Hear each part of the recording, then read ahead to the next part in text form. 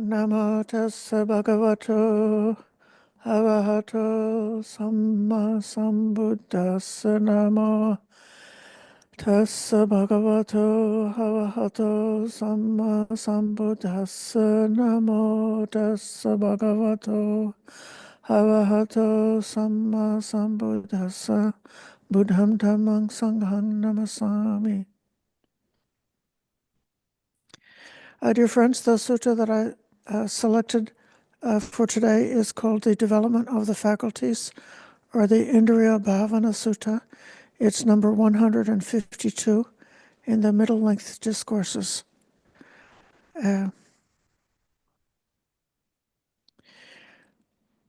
This seems to be a natural next step from the conversation we were having a couple of weeks ago. I'm going to open the sutta now, and we can just get right into it.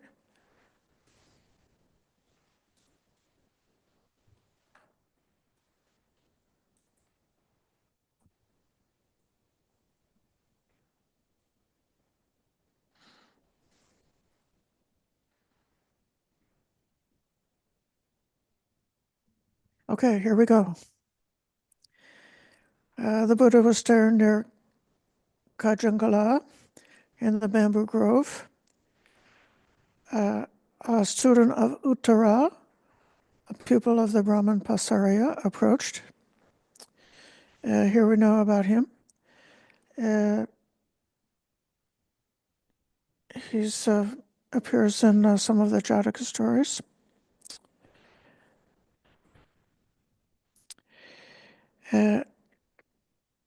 As is very normal in ancient courtesy, the people had polite greetings and polite conversation, and then sat down.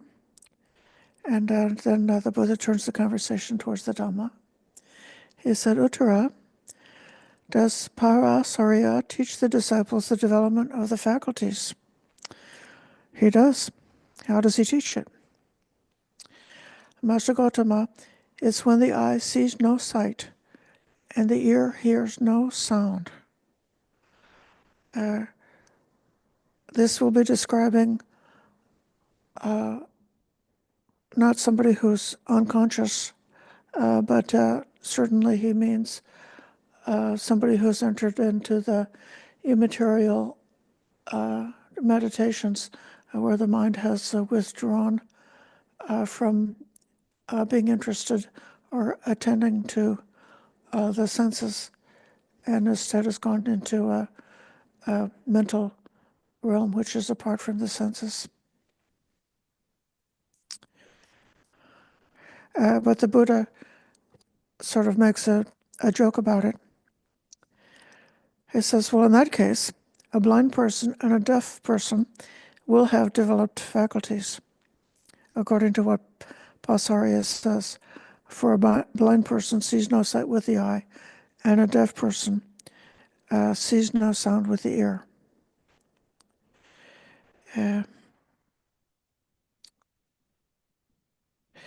Those immaterial meditations can be quite useful and beneficial, but they don't necessarily lead to insight. They can simply be a pleasant abiding without leading to insight. It's said elsewhere that if a person has those immaterial meditations without developing the wisdom, then it just adds to the amount of distress that they experience when they have to emerge from meditation and go back to the real world and deal with the onslaught of different sensations and emotions and ideas and so forth. So Uttara is silent, dismayed, with the drooping shoulders. Knowing this, the Buddha addressed Ananda. With the development of these faculties is quite different from the supreme development of the faculties in the training of the Noble One. And Ananda this is another very frequent way that Ananda helps with the Buddha giving a Dhamma talk by asking a question. He says, now is the time, Blessed One, now is the time. Let the Buddha teach the supreme development of the faculties in the training of the Noble One. The mendicants will listen and remember. Okay. So then here comes the training. When a mendicant, and those of you who are not monastics are not aspiring to join the monastic training, could consider that even as a layperson, if you are a meditator, you can benefit from this training and follow this training. But he's particularly addressing this to the monastic sangha. And in particular, people who have stream entry or at least stream entry path, who've got the unshakable faith in the Buddha Dhamma Sangha, and who've given up some parts of the basic wrong view, who've had the Dhamma eye has opened for them, but they've not yet reached the goal. Those are the people who are the greatest students, because they will be so motivated, having seen that they know that there is a way out from this life here in the samsaric world, with our being a flesh and blood type of a creature, and then have the urgency to develop and to accomplish that. So this is a training for somebody who really has the urgency, who really wishes for liberation. When a mendicant sees a sight with their eyes, in them arises what is agreeable, what is disagreeable, and what is both agreeable and disagreeable. This translation is a little bit unclear. Is the thing that's arising in the eyes, or is it in the meditator? And I don't see that the Pali really requires it to be something arising in them, but that there is an arising. Having seen a form with the eyes, this manapa, this agreeable and disagreeable. So it's not the same thing as sukha and dukkha. We clearly understand those as being the inner experience of happiness and dukkha. But that manapa is something that's likable, something that's delightful or delicious or easy to like, easy to love, something lovable, something attractive. So that's what's being referred to here. So something lovable, or else something disagreeable, amanapa. That would mean something that's aggravated, ugly, displeasing. I don't like that. Something that would the natural thing. So, in that case, is the agreeable and disagreeable quality belong to the object, or does it belong to the person? What do you think? It belongs to the person, right? But it seems to belong to the object. So this tea is very manapa to me. And it seems like the likable thing is in the tea, but it's actually not in the tea, it's in the person. So, but the way it's expressed here is sort of like taking advantage of that ambiguity, that the mind could think that it's in the tea or in the object. But then, if they're wise, they understand what is agreeable, what is disagreeable, and what is both agreeable and disagreeable have arisen in me. So they know it's in me. And furthermore, they understand that's conditioned, crude, and dependently originated.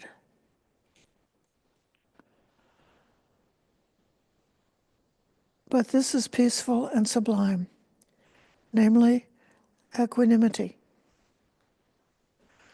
So equanimity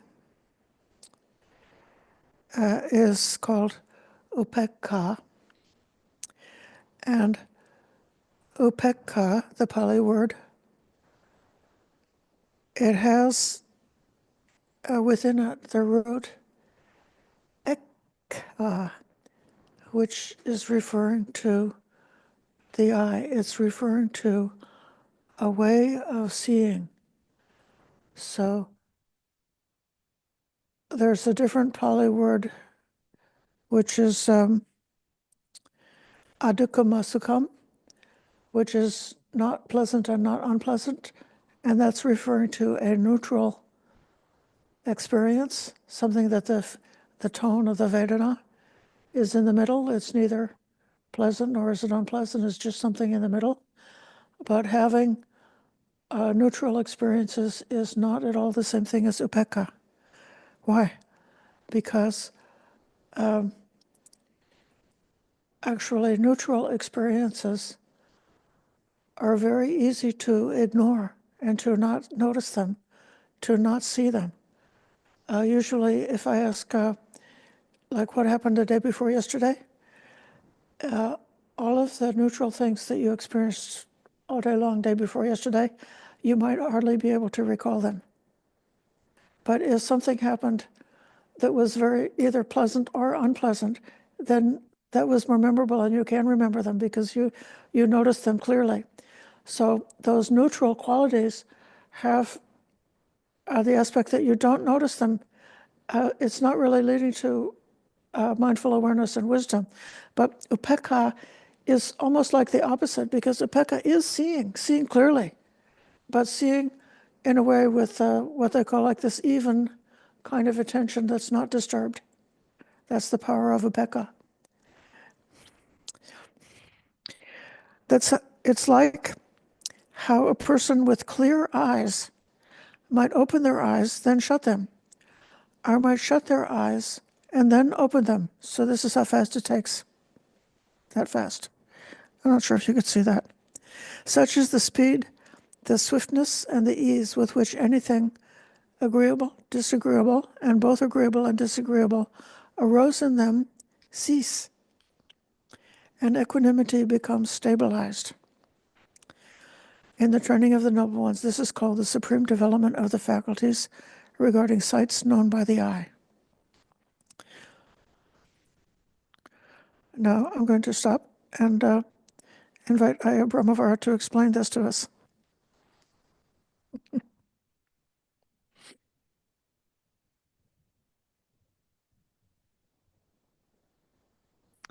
No, not. Can you hear me now? Yes. Okay. Technical issues. Thank you, Aya. Yeah, can I explain? I feel that we all know what is being referred to here because, all of us who meditate, we can appreciate how we are training ourselves to notice. As in the guided meditation that you gave this morning, Aya, inviting us to be aware of, while we were meditating, to be aware of our thoughts and to notice any liking or disliking that were arising kind of simultaneously with those thoughts. And so we're so used to, through meditation, to observing this mind and how it relates to experience, and to get very good at appreciating when we're leaning towards experience with desire, or we're wanting to push or leaning away from experience, wanting to push it away through aversion. And then also when it's neutral. So there's a kind of a risk of zoning out and not really noticing. But when we're meditating, we can really start to notice that most of our experience is neutral, doesn't create liking or disliking in the mind. And so this whole process is a constant teacher for us. And I feel, Aya, that, you know, through our meditation practice, we're training ourselves to be able to do this all the time so that we can really focus our attention throughout the day on the arising of liking and disliking and noticing that. And this whole sutta is an encouragement for us to really open to this and notice the liking and disliking in this first part in terms of what we see, to notice how quickly we will incline towards or disincline towards what's seen, and to pick up on that. We can then, through picking up on that, develop quite naturally equanimity, because we see through the push and pull of our experience, and we're not caught up by that, but we're mindful of that. So what about being able to instantaneously dispel that like and dislike as quickly as the blink of an eye, be able to dispel it and let the equanimity take over, so that you wouldn't be, I'm sorry, I'm not trying to make fun, but one of the students had a thought, they remembered something negative that had happened with a merchant during the meditation, and that thought was so persistent that it was still there at the end of the meditation, available to be brought up as a question. So that's something, you know, sometimes like and dislike comes up, and it does seem to like grip their mind, and it could happen sometimes that a person doesn't yet know how to wiggle out of it. But if we have this training, we have, first of all, we know that it's possible to get out of it. We're not just a puppet for the like and dislike. We have the capacity to step away at any moment to make that choice. We've got the power to make that choice, and also we've had some practice and learned in whatever way we need to, how to be able to step away as soon as that comes along, right? Okay, Richard. Thank you, Ed. I don't have a question per se. I don't mean to mention this, but today's my birthday, and my sister just called me, so I was late getting to class. So I don't know what sutra you're looking at. I think it's maybe 151 or 152 or something. It's 152. Okay, I just kind of, based on the thing I was looking at, I think, okay, I think that's the one. Right. Anyway, that's all I wanted to find out. What's okay. 151 and 152 are very close cousins to each other. Yeah. Okay. Thank you. Okay, so we can return to the sutta.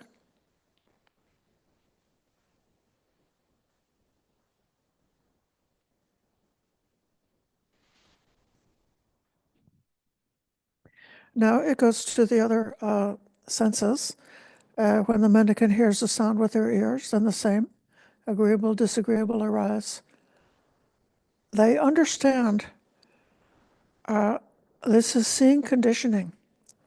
This is part of having realizing that we've our own power in connection to these experiences, and also being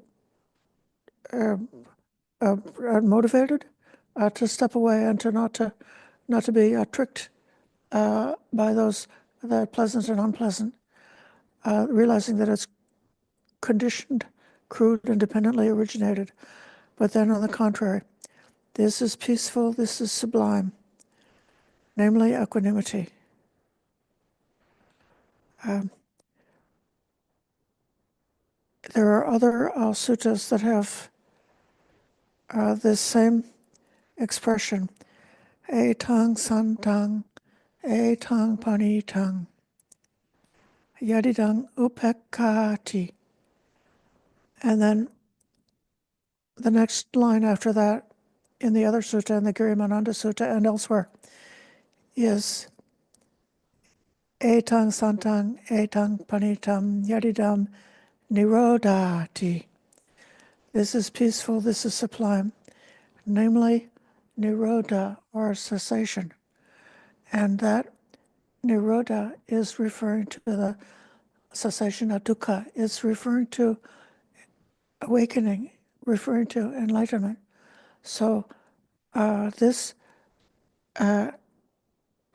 thought is really close to a bodhi kind of a thought. It's the kind of thought that an arahant could have when they've fully developed this equanimity to the highest level. So even though the sutta seems simple to understand, it's also very profound in its meaning. And now you have a different, so with the eyes, you had the blinking of the eye. And now for a sound, you have a strong person can, I'm not, snap their fingers. Such is the speed, such is the swiftness, the ease with which anything agreeable, disagreeable, and both that arose in them can cease. There's the cessation, and equanimity becomes stabilized. And then in the third case, with the odor, it's the same pattern. But now, there's a metaphor here, which you can almost smell the lotus while you listen to this metaphor. It's how a drop of water would roll off a gently sloping lotus leaf and would not stay there.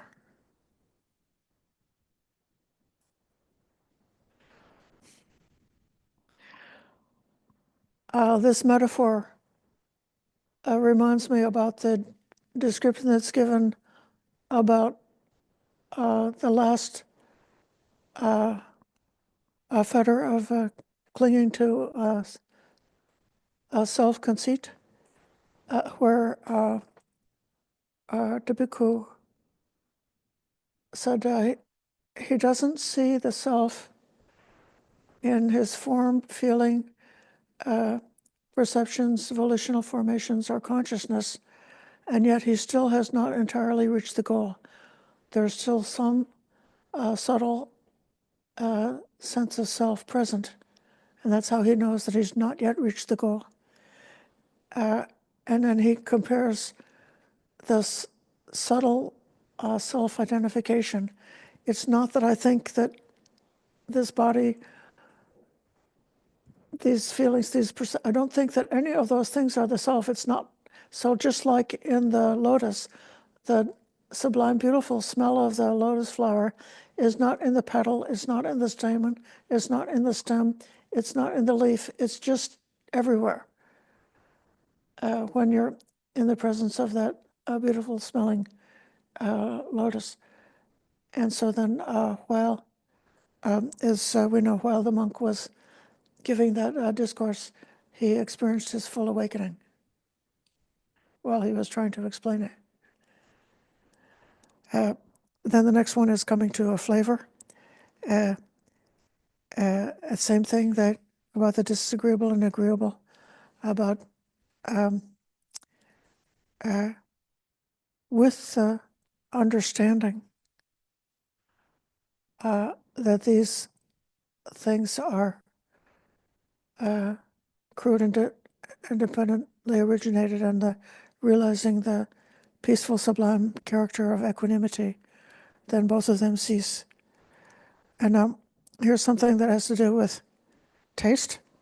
If you could, I'm not sure I want you to do this, you could try hacking up a gob of mucus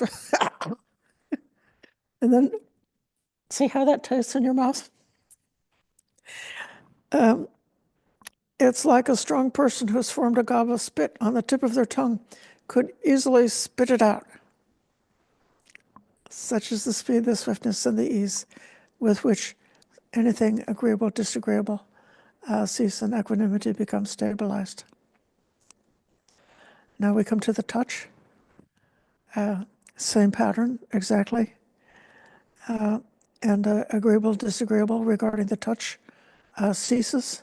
Equanimity becomes stabilized. And now the touching, that's the body.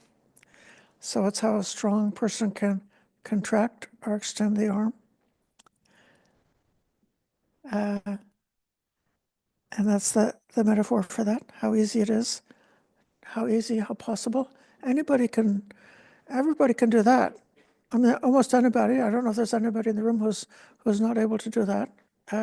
There's some things that we're not able to do, but most people can. And just so easily, we can see the value of equanimity and therefore instantly wipe out this agreeable and disagreeable.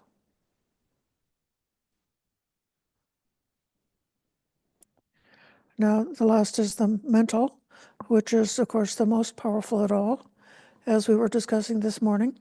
It's not that much the sensations touching the physical body that create a disturbance. Instead, it's a memory or a thought or a desire or an opinion that comes up that radically alters the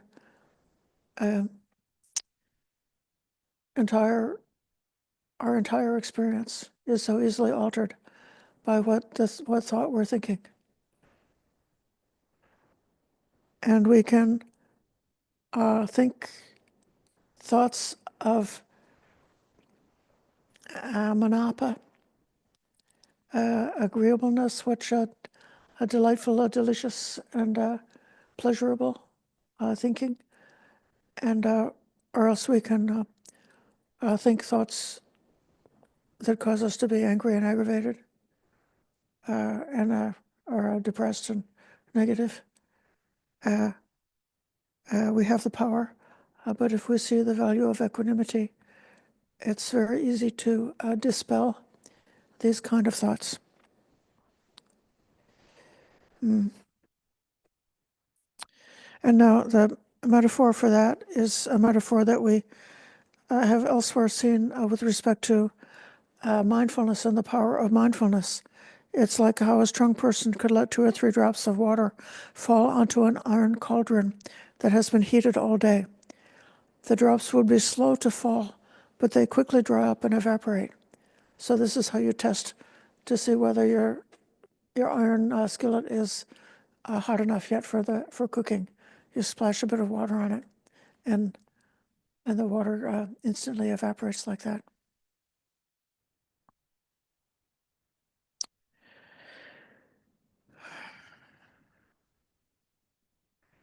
I want to pause here and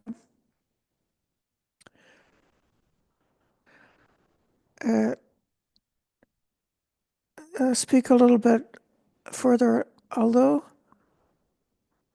this sutta is not that difficult to understand, maybe it's not even that difficult. It may or may not be that difficult to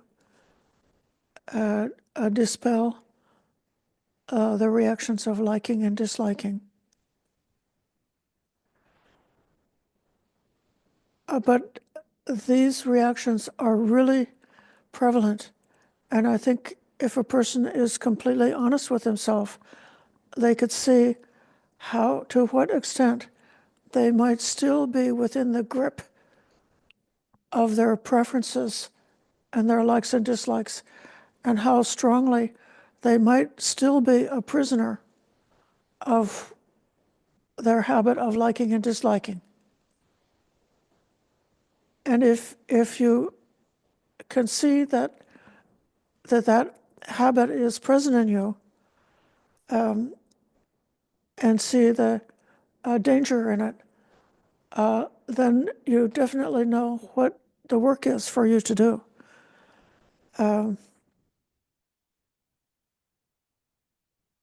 I can tell you that before I had anything to do with Buddhism, I was a drug addict and an alcoholic, and also somewhat addicted to love and romance.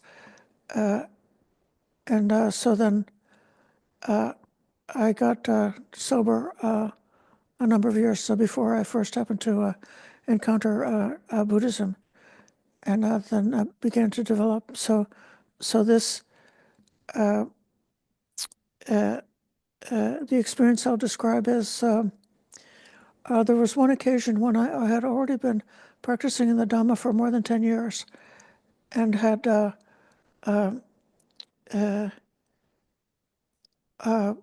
been while I was in Sri Lanka, I didn't have access to any computers or telephones or anything like that. So the mind was able to just be with its own self much more. It was a really good chance for mindfulness in daily life. But Sri Lanka was also very stressful for me in the sense that I was the only white person I could see any place around. And it was a bit of a curiosity to the local people there to have a foreign bhikkhuni. And to have a foreign bhikkhuni who could chant in Pali was something like having a dog that could play poker. So they would take me around to different places as like a fundraiser, because people would, and it was just, it was kind of like lonely way and stressful in a way.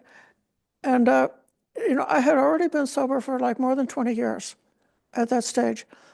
But I found out that I had the capacity to like flip over into like a sort of like a daydream state and to feel the pleasure of intoxication. And I found out rather quickly that all of the severe mental illness that I had experienced decades earlier in relationship to addiction, that extremes of anxiety and actual mental illness, all were like able to get flooding back. What I found out that it wasn't really necessary to swallow anything or do anything or inhale anything in order to fall into, this is, the extreme example of the danger of being addicted to the pleasant and the unpleasant. And I know that there are other people with a different personality who are addicted to negativity, addicted to anger, or addicted to criticizing. And the mind just always and, habitually falls into those, angry, rejecting, or criticizing negative states. And they may, well, it's for some reason that it has to do with their character or their genetics and their upbringing and their karmic inheritance that might give a person that character. And then even if they are able to train themselves out of those extreme bad habits, until we wake up, we're not actually safe from falling back into being taken over by this manapa, amanapa, this agreeable and disagreeable, and are allowing those states to overwhelm us. So it's actually it's really a danger, and it's like, it's serious.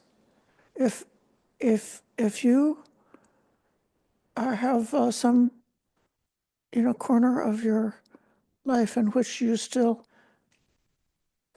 just go like as a change of pace, or like to have a break, a little stress reduction, to just say, oh, I'm gonna enjoy something pleasurable, just have some pleasure, just to be able to relax. Or a person with a different character who somehow like acting out with their anger helps them to feel better somehow. then I need to take care of it. Now I want to hear any. To turn off the. I could turn off the internet so that you could speak honestly, or else you can speak with discretion, knowing that it's being recorded for all time.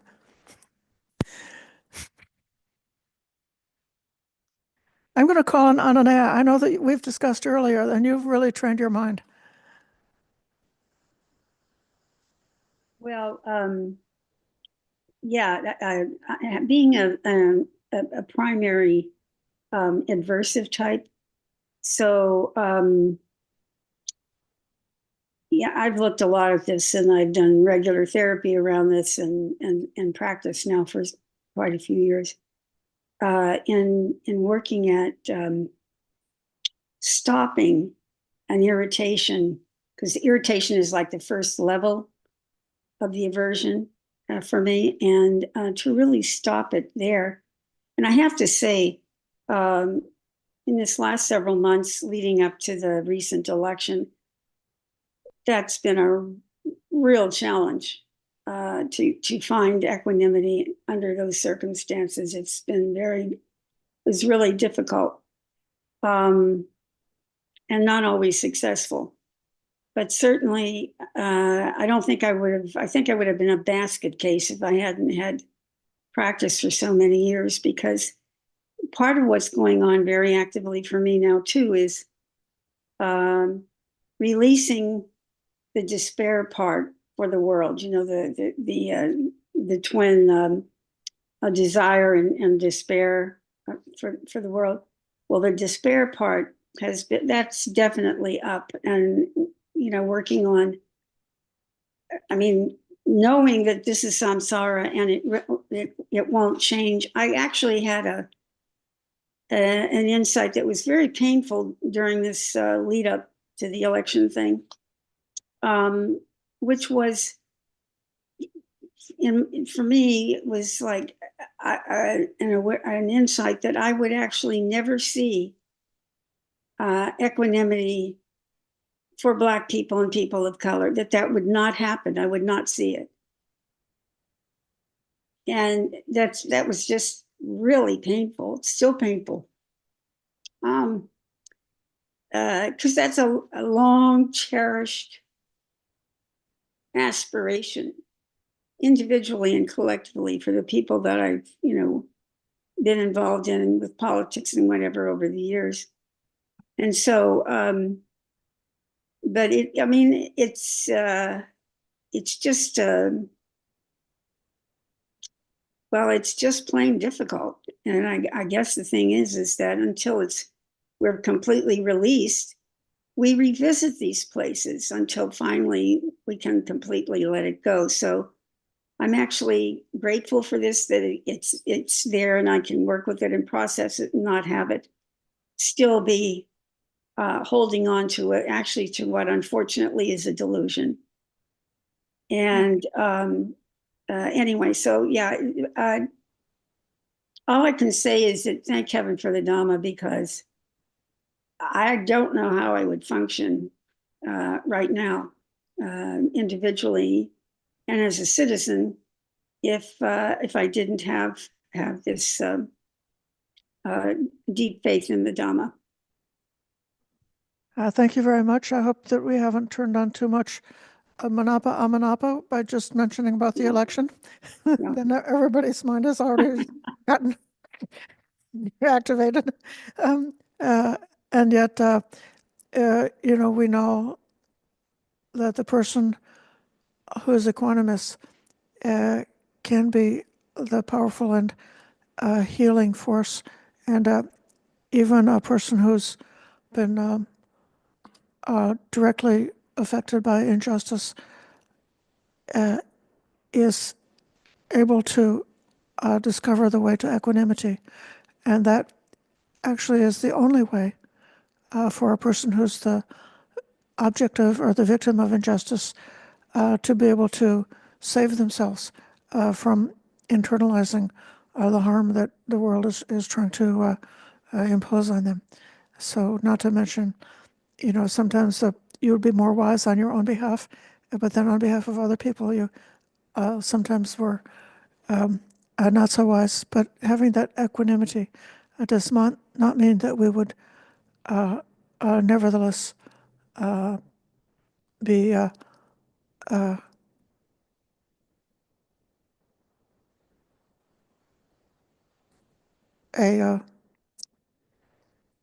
able to practice being dhammika, that's being justice. We can practice justice. We can speak up for justice, and nevertheless still develop and hold equanimity within. Yeah.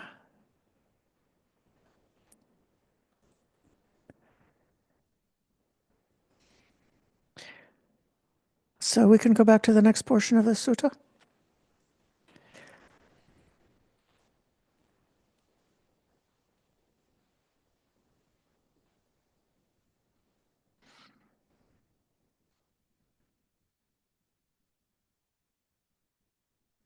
Now,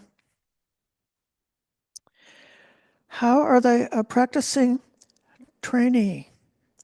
A trainee here is called a seikha, and the training that we get is called a sikha. And the one who is a trainee is somebody who has already gotten a foothold onto the path by way of their stream entry or their either at least the stream entry path. And so someone like that, when a mendicant sees the sight with their eyes, the agreeable, disagreeable, they arise in them. So they're still having these reactions. They are horrified, repelled, and disgusted by that. So when there's like and dislike, this manapa, amanapa, and then if you put them together, this is pleasant is manapa, unpleasant is amanapa, and you put them together, and you get the manapa, manapa, manapa, manapa, and you can learn how to pronounce it and entertain yourself by saying manapa, manapa, manapa, manapa, manapa, manapa, manapa, manapa, manapa. It's like a tongue twister, isn't it? You can say it 100 times. But that way you can distract yourself from being caught up with liking and disliking, the things that are agreeable and disagreeable. And then feeling this,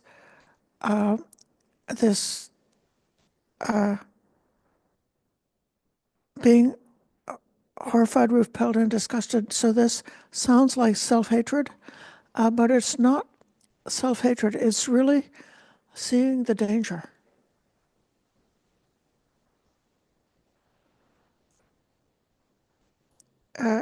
It's like a super strong form of another Pali word called hiri otapa, which is moral shame and moral dread.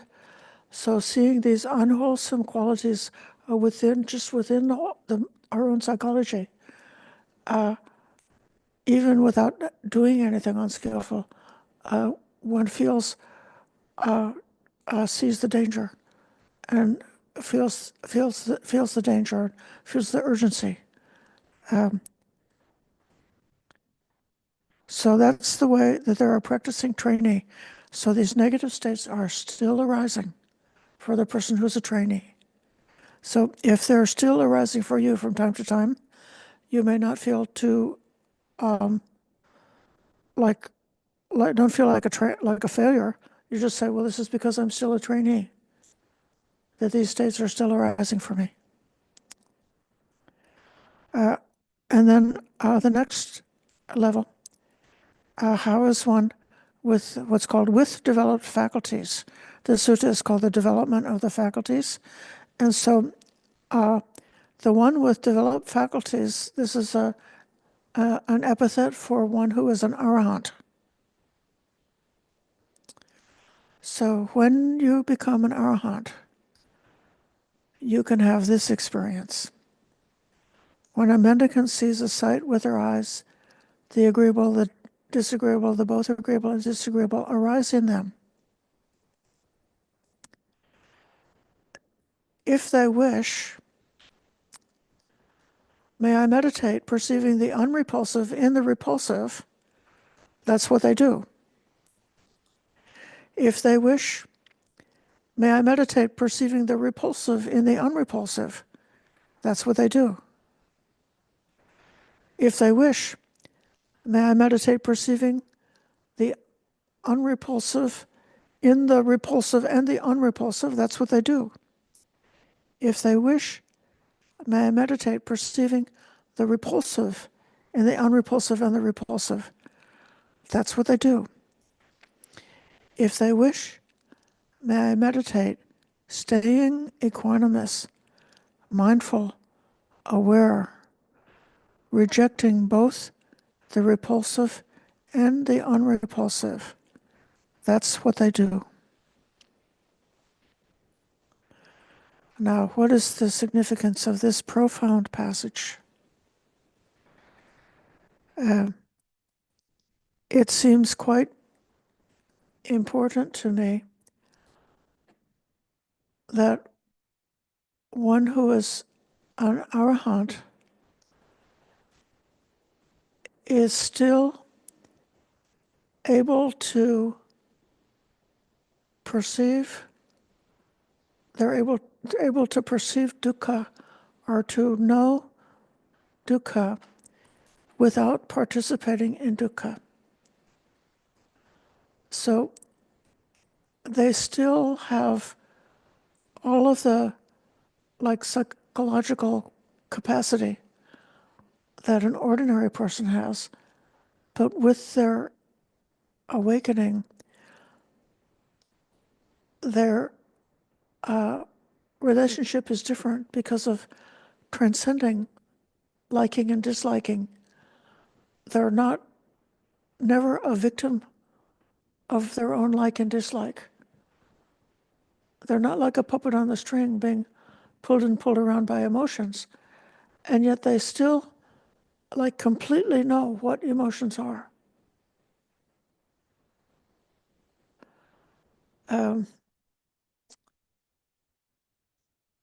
This is how an enlightened person is able to be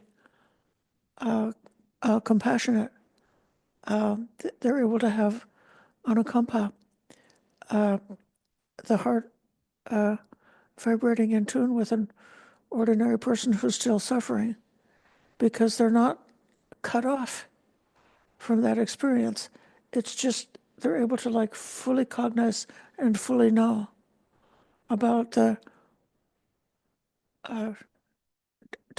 characteristic of being an animal, a kind of a human animal made of flesh and bones and juice, and endowed with life, with a consciousness that's most of the time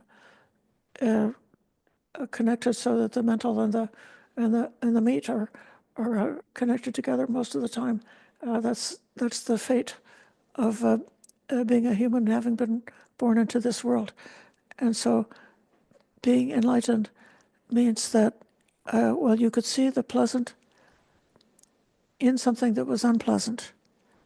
You could see the unpleasant in something that's pleasant. I would like you to give me examples from your own experience about how it's possible to do that, including the people here in this room. How can you find the ugly? How could you find something unpleasant within?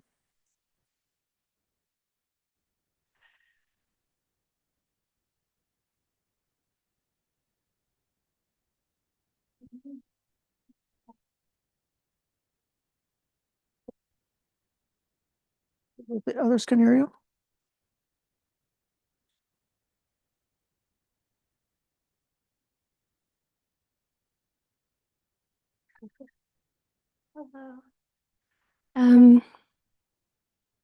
For me, it's just a matter of maintaining a larger perspective, because what I may label or identify as unpleasant may in fact be the greatest gift or blessing in disguise or learning opportunity or stepping stone.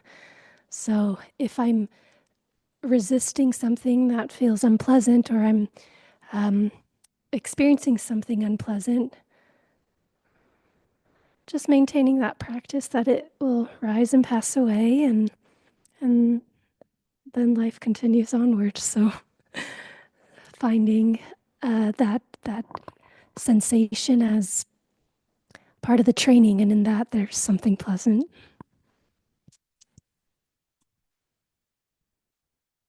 Reminds me of the Jataka story about the when the Bodhisattva it came to the village was dirty. Oh, sorry, the village was dirty, and the Bodhisattva, and then he was standing in this clean space that he'd cleared, and the bully came and pushed him off, and stood there and enjoyed the clean area. And so then, he cleaned another area, and a different bully came. And then this happened, like a small space to stand on, and the bully pushing him away. And so then, at the end of the day, he thought, these men really enjoy this. Must really. Aya, your microphone is cutting in and out.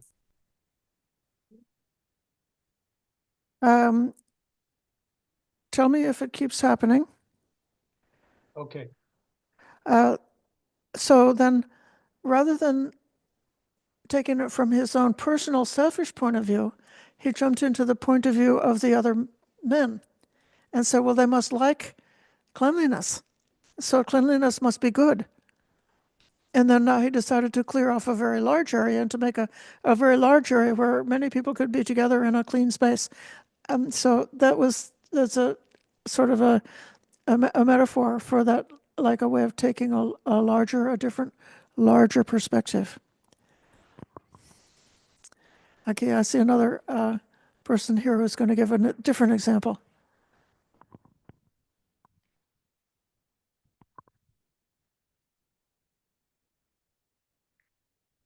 I thank you for telling that story. It's just so appropriate. I was debating what I wanted to talk about, and I had a very similar experience where a bully chased me out of my home, and that's how I came here.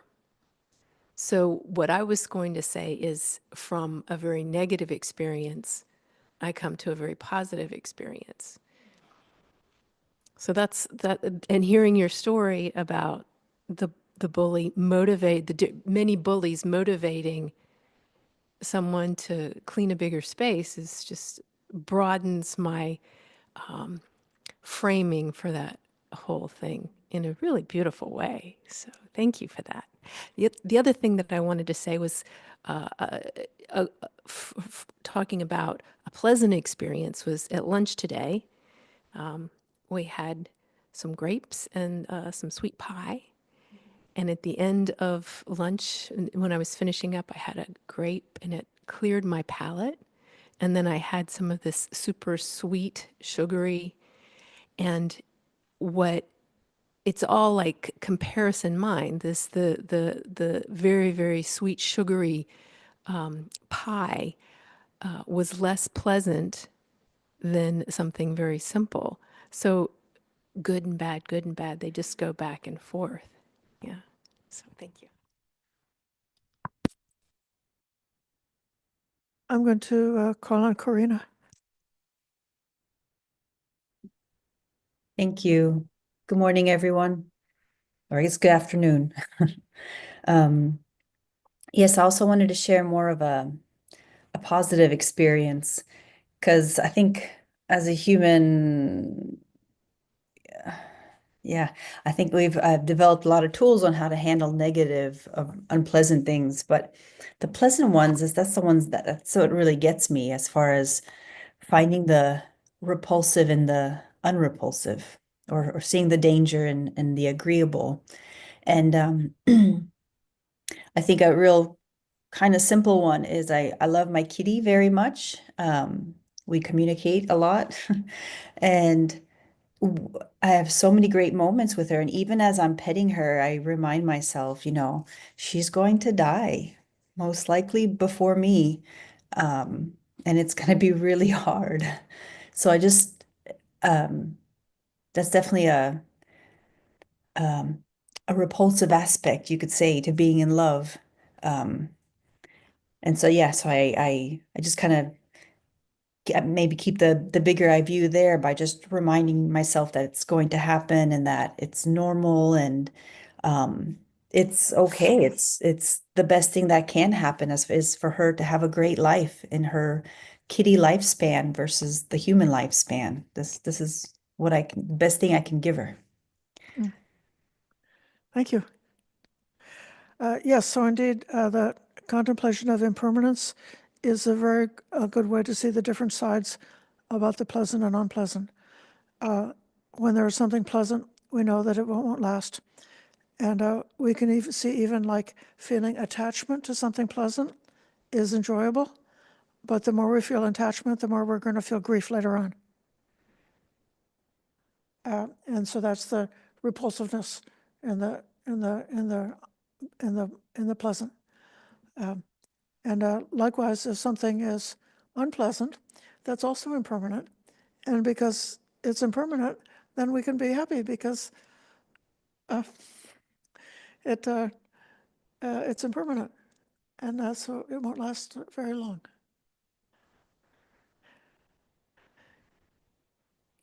I'm going to circle back to the sutta to make sure we come. Oh, Karina? Okay, one more comment.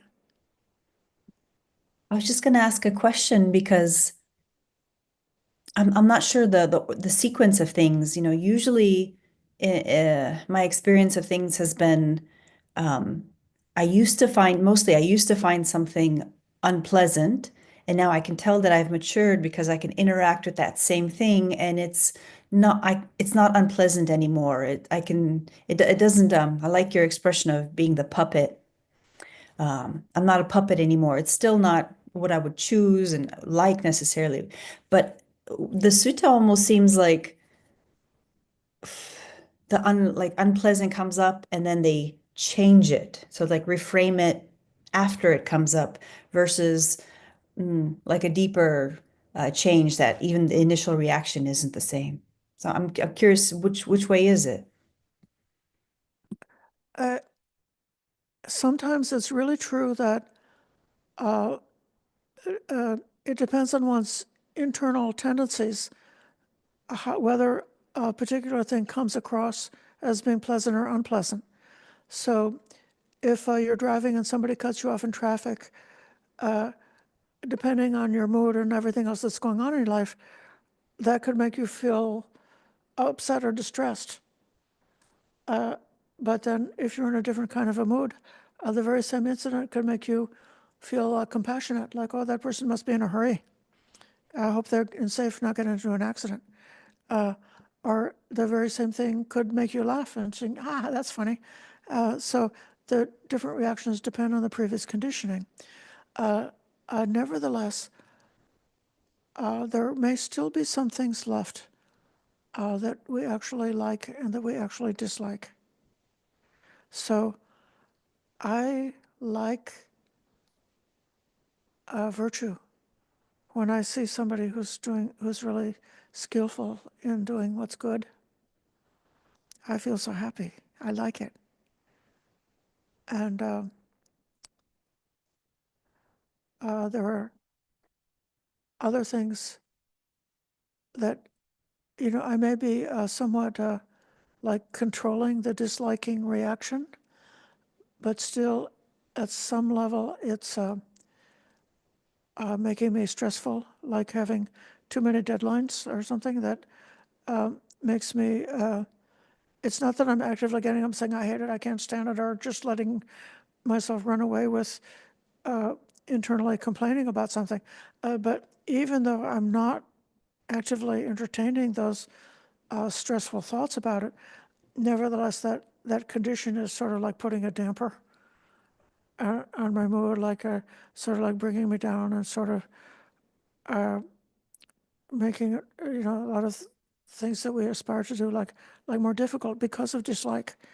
But if I could see it clearly, it's like, well, this dislike of the dissatisfaction with the circumstance is really holding me back and hurting me. I should really transform so that I'm not having any dissatisfaction at all, and so that I'm not being pressured with any kind of anxiety or negativity because of some, external circumstance. So this is why we have to really assess. It's very good if things that used to affect you strongly don't affect you so strongly anymore, but you still have to investigate the corners where attachment is building up, are the corners where negativity or aversion is building up, even though you control it.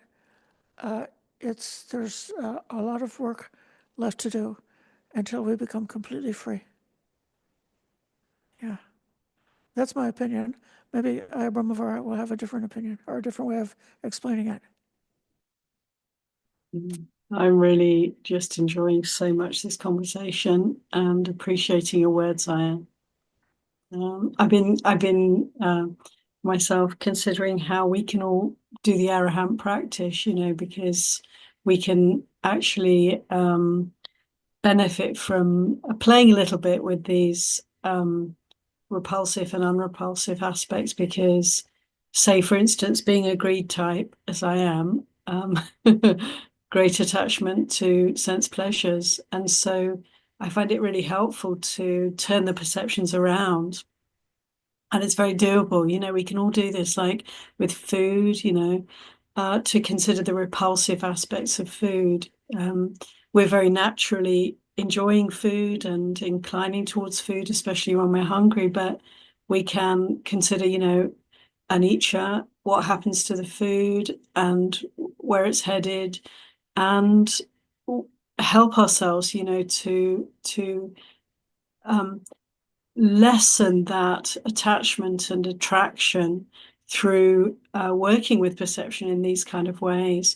And also, of course, for monastics with sexual lust, there's the encouragement to consider, the beautiful body, but what happens to it after death, or what happens to it as it gets old, and how that attractiveness of the human body is also subject to change, and what is beautiful becomes quite repulsive over time. And these kind of reflections we can really bring in to where we notice that we're caught up in liking and disliking, just to bring in the other side, the seed of suffering that's there, or the perceptual shift that's very possible for us.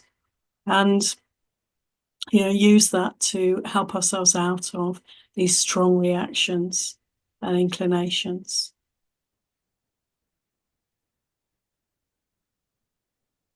Thank you.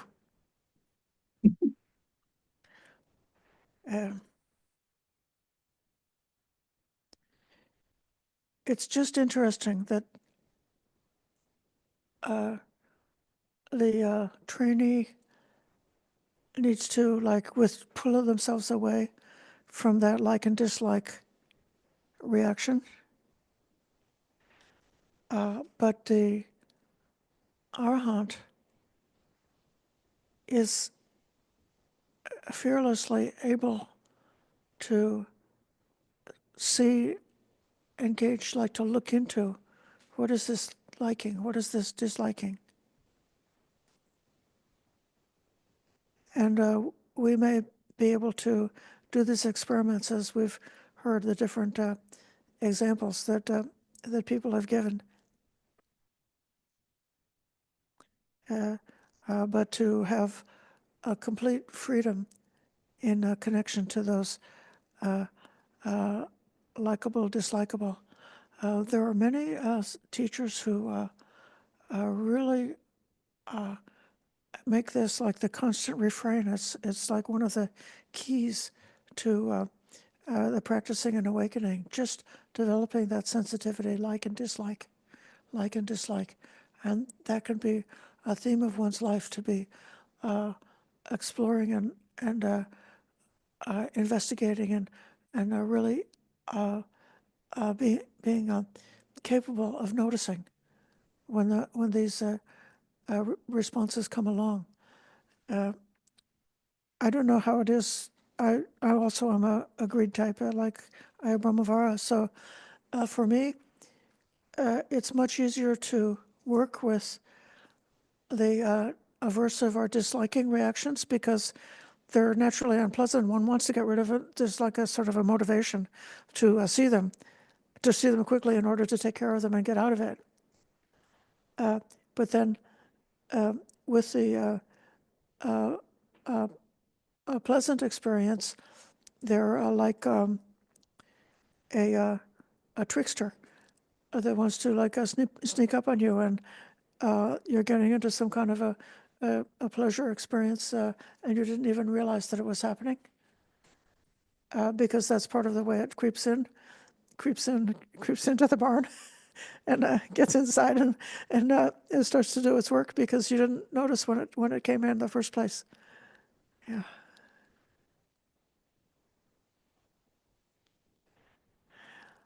So there's just the conclusion of this sutta to read off.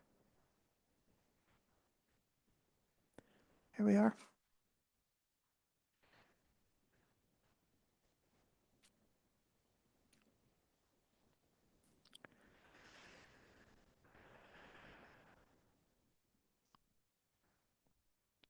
So with all of the six senses, this is another way to neutralize or to become more objective about the experience, is to just simply to be able to notice which of the senses was the most engaged that is bringing about this reaction.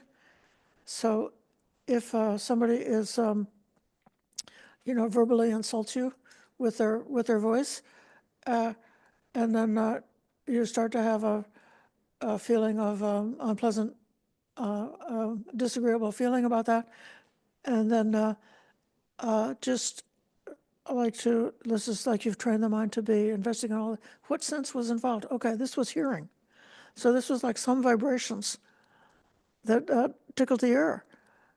And all of these, emotions are coming out all because of some little vibration that tickled the ear. So isn't that interesting to see how we have ascribed so much meaning to something that was just a vibration?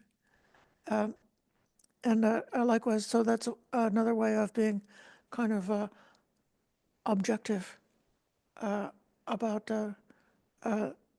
these experiences, which are always, invariably, always arising because of a sense contact. Like the moment of, like a Vedana, a pleasant or unpleasant Vedana, always happens because of a sense contact, which has come in, could be only a thought that's come in, but it's actually extremely likely that there was something that happened with the senses, or even like a change in the balance of the inner chemistry of the body can also be sparking different kinds of memories to come up. So different memories and different thoughts come up because they've been, suggested by some type of a subtle cue. And like if somebody's been conditioned in a certain way, it could be that if they feel sleepy or exhausted, it causes them to be irritable,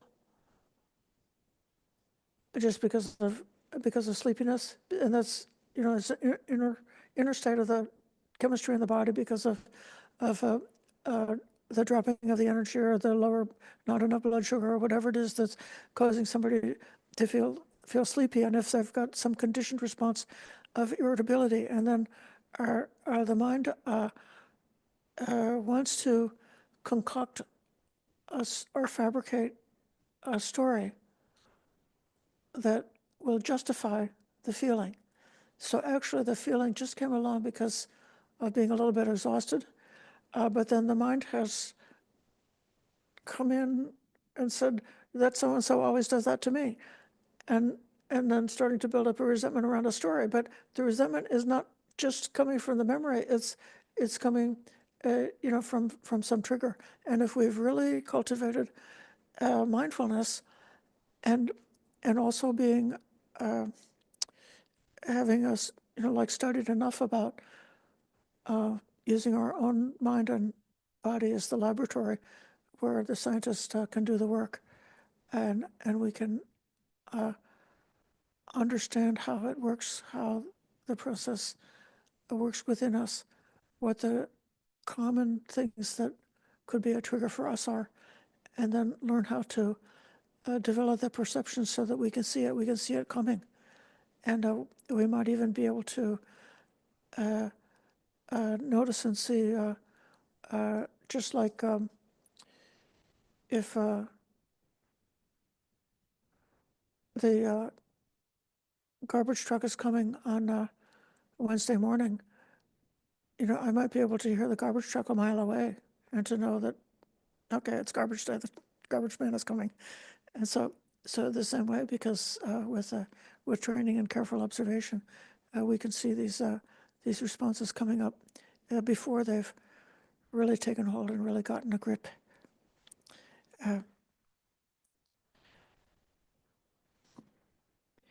And it seems that for an arhat,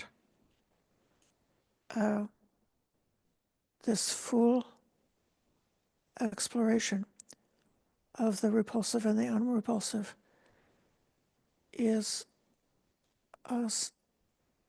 something to be done. It's a meditation to be done. May I meditate perceiving the unrepulsive in the repulsive.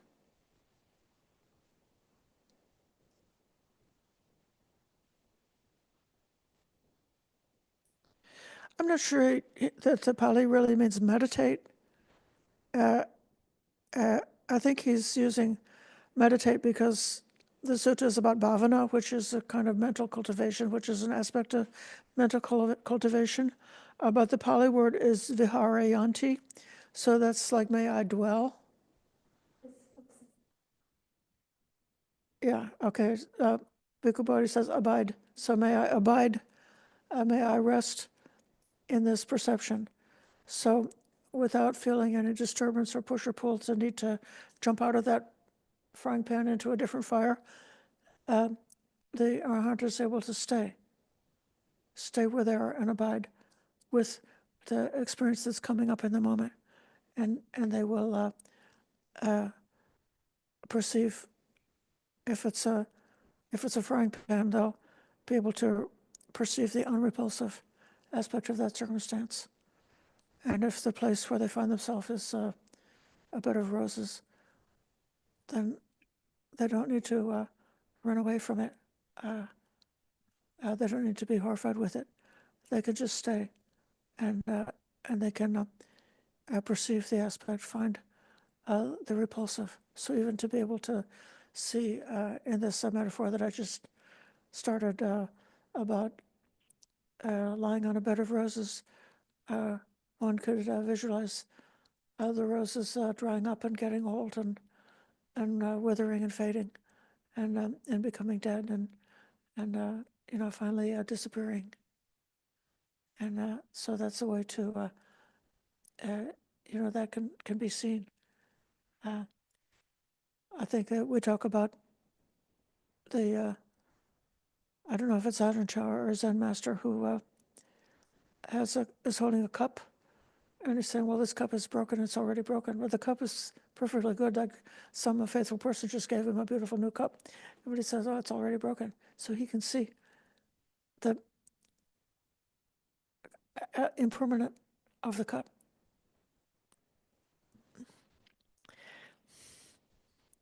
The Buddha concludes, so Ananda, I have taught the supreme development of the faculties in the training of the Noble One.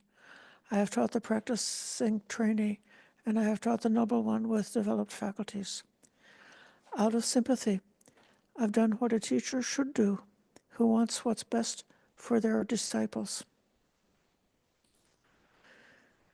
Here are these roots of trees, and here are these empty huts. Practice absorption. That's called a jayata, which is related to jhana or samasamadhi.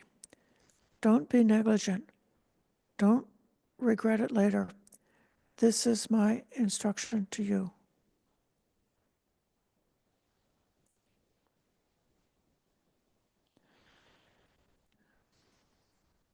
That's what the Buddha said. Satisfied, Venerable Ananda approved of what the Buddha said.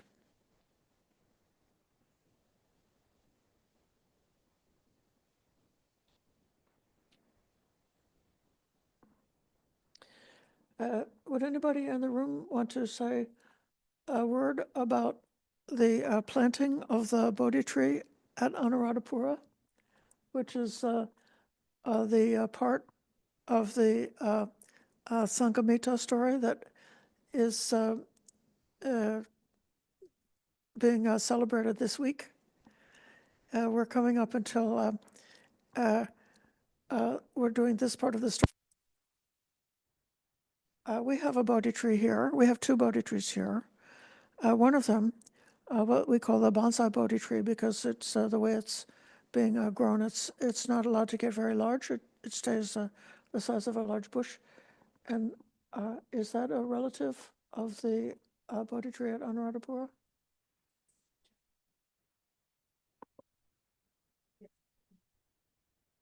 From a seed from that Bodhi tree.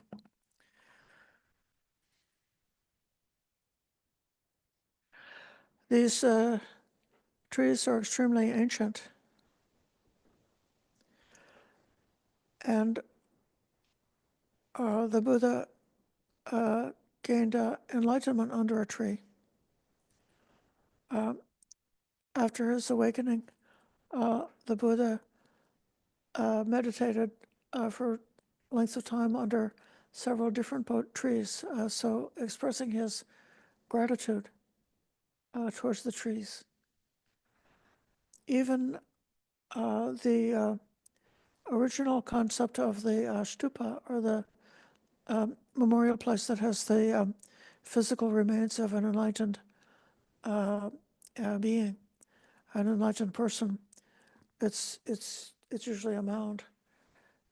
And I've read that some scholars think that in the ancient times, a usual way of burying a person would be that the body would be buried and the earth heaped up in a mound, and then a tree would be planted on top of that person.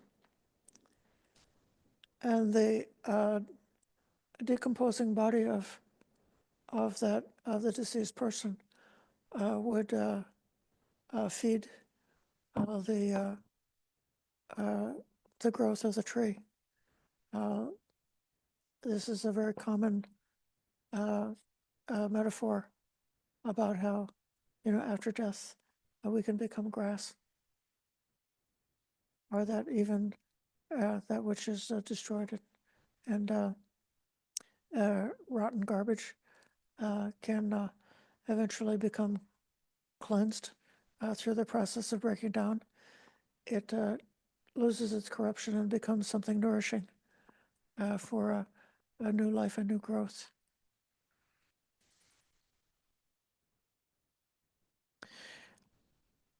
There's one other way that we think about trees, and then I'll call on Richard. Our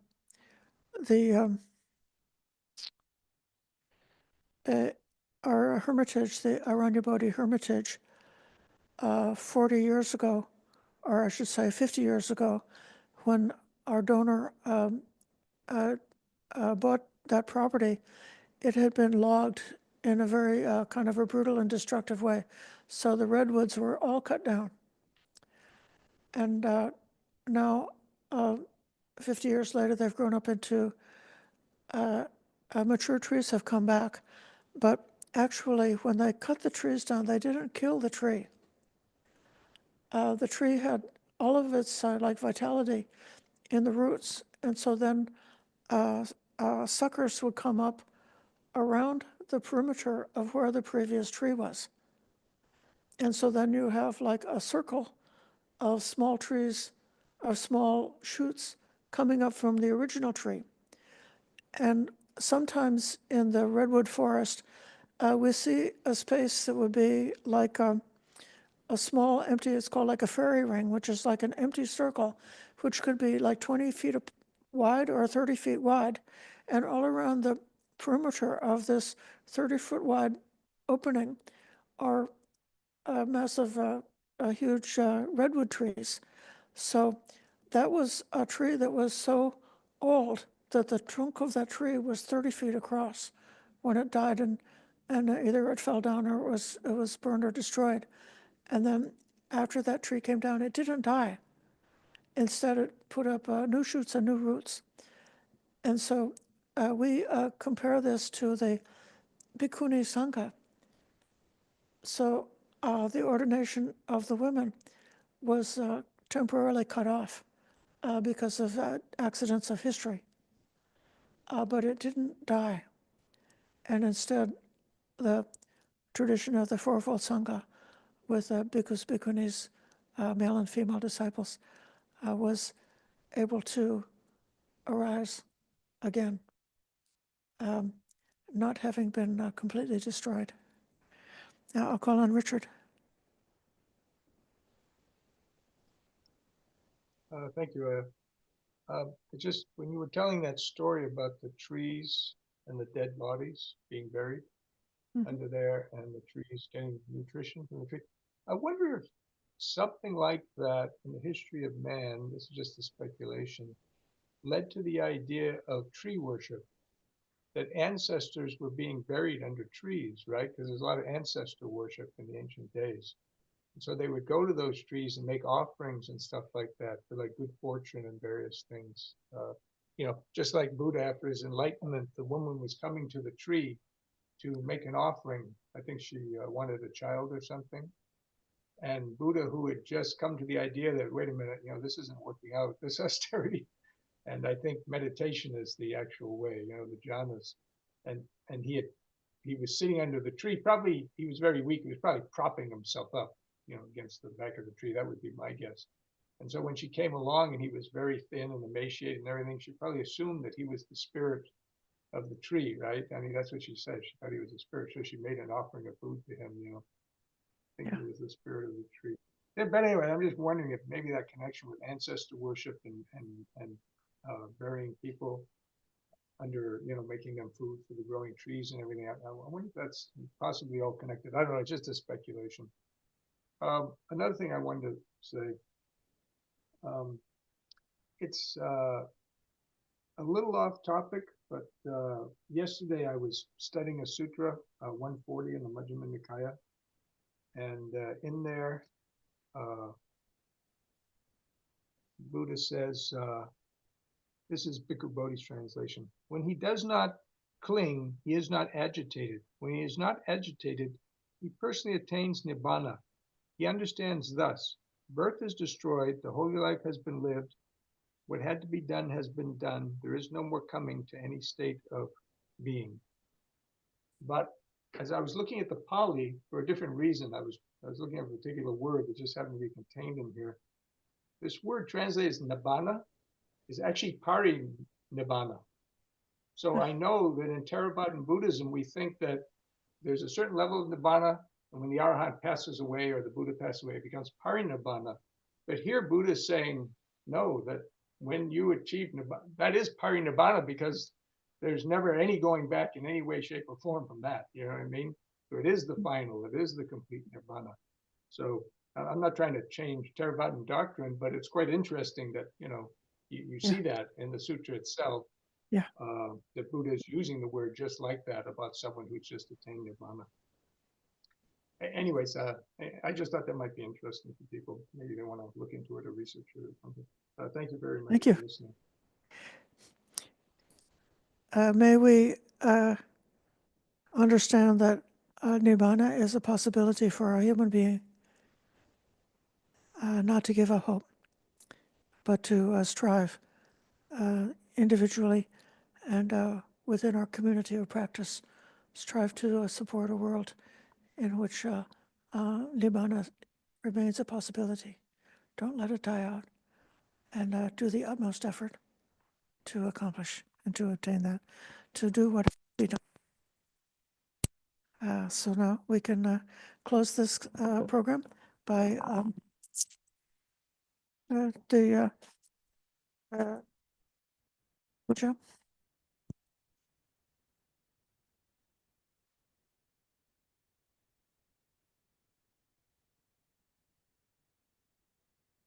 Araham Samma Sambuddha Bhagava Buddhang Bhagavantam Abhivademi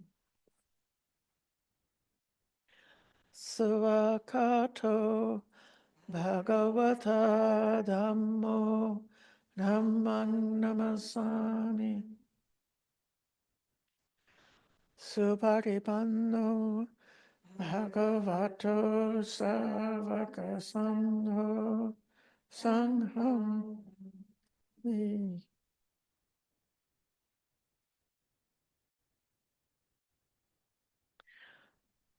Thank you, everyone, for your practice and your patient listening. And don't forget to come next time when I will be celebrating Kwanzaa in the city, and Aya Brahmavara will be leading the sutta discussion. Thank you, Aya. Thank you, Aya. Thanks, everyone. Happy birthday, Richard. Happy birthday, Richard. Happy birthday.